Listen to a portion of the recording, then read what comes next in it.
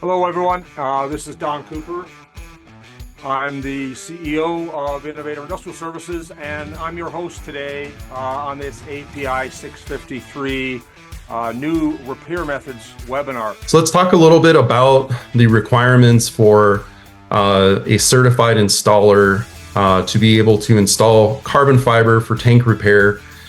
This includes an educational background. It's usually 2 days. We go through a process to understand the applicable design codes.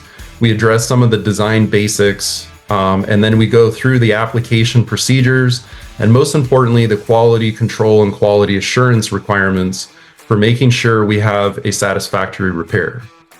There's also hands-on training. It's another 2-day course, and that allows certified installer technicians to be certified for one year. So when the time comes, we do renewals, and that way certified installers can maintain their certification and provide those records to owner operators.